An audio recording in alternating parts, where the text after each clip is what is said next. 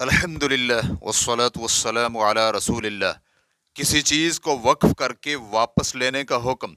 سوال کیا گیا ہے، ایک شخص نے اپنی صحت کی حالت میں زمین کا بہت بڑا ٹکڑا قبرستان کے لیے وقف کیا اور ابھی تک اس جگہ پر کوئی بھی تدفین نہیں ہوئی ہے۔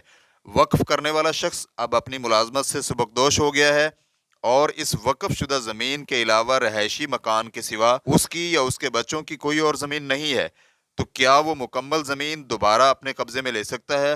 مکمل نہ صحیح زمین کا کچھ حصہ وقف سے واپس کر سکتا ہے؟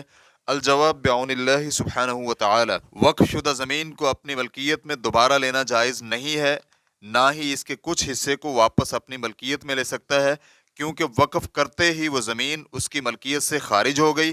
اب وہ زمین اسی کام میں لی جا سکتی ہے جس کے لیے اسے وقف کیا گیا ہے، البتہ اگر وہ جگہ تدفین کے لیے استعمال ہو تو ٹھیک، وگرنہ اسے فروخت کر کے اس کی قیمت آبادی کی دوسری سمت قبرستان کے لیے صرف کی جا سکتی ہے، اور اس جگہ کی خرید و فروخت اس علاقے کے شرعی قاضی کی نگرانی میں ہو۔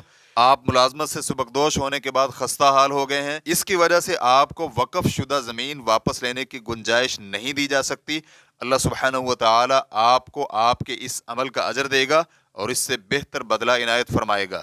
دائمی کمیٹی برائے فتاوی و علمی تحقیقات، فتاوی اسلامیہ، جلد نمبر 3، صفحہ نمبر 23۔